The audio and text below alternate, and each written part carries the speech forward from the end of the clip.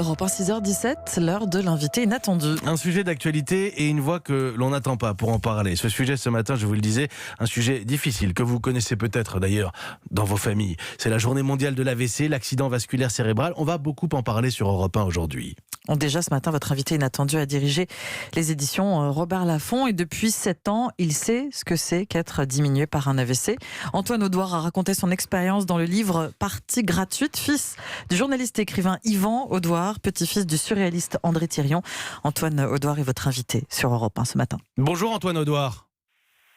Bonjour.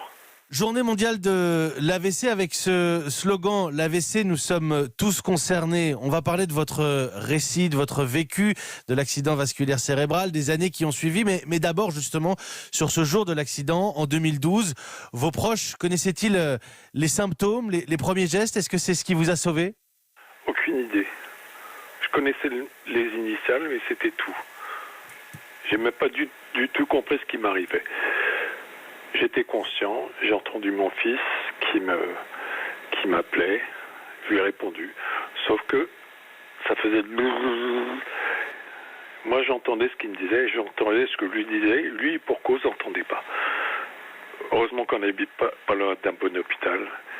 J'arrêterai jamais le reste de ma vie de remercier les gens qui s'occupent de nous autres, qui nous sortent. Les médecins, les infirmiers, les aides-soignantes. J'ai une reconnaissance pour ces professions médicales et paramédicales qui est infinie. Ensuite, ce qui ressort quand on se penche sur votre témoignage, c'est qu'on peut sourire à la lecture de votre livre. Il faut à la fois connaître la maladie, mais une fois qu'on la connaît finalement, tout ce qui est rémission aussi, on a le droit presque d'en rire. On a le droit même de rire de moi. Chez moi, mes enfants se moquent de moi absolument sans arrêt. Ils me font des blagues de handicapés. Dès l'instant où c'est moi, ça ne me dérange pas. Si c'était quelqu'un d'autre, ça ne me plairait pas. Les gens ne le font pas. Vous avez dit aussi que c'était très naturel d'écrire à ce sujet, mais c'était aussi vous montrer diminué, affaibli. Il fallait le faire? Je ne sais pas s'il fallait, mais ça m'a beaucoup amusé. Et ça m'a valu quelques très belles lettres, dont une d'une dame qui m'avait vu à la télé, qui avait acheté le livre. Et elle m'a dit, écoutez, monsieur, mon mari aussi a fait un AVC, sauf qu'à la différence de vous, il n'a aucun sens de l'humour, donc le vôtre m'a fait du bien à moi.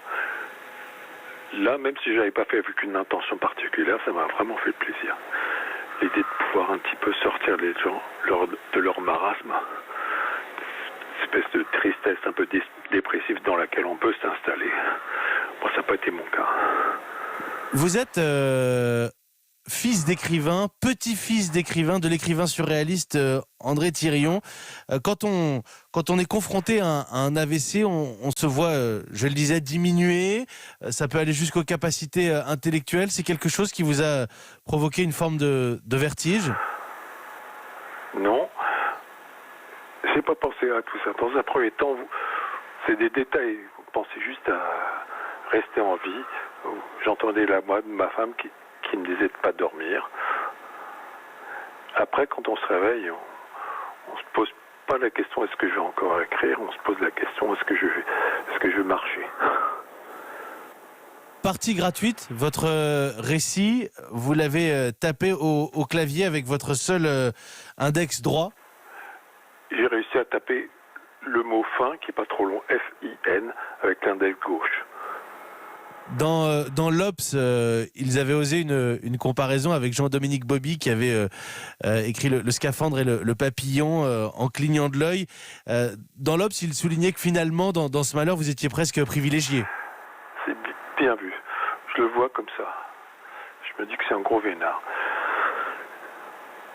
C'est vrai que quand je pense à l'autre option, il y a un peu plus de 7 ans, le 28 juin 2012, l'autre option, c'est je suis mort. Option numéro 2, je suis vivant et paralysé à vie. Option numéro 3, vivant paralysé, mais j'ai plus ma tête à moi. Donc tout ce qu'il y a à côté, même si c'est pas tout à fait ce que je voudrais, c'est franchement magique. J'ai pas pensé une demi-seconde à me plaindre de quoi que ce soit.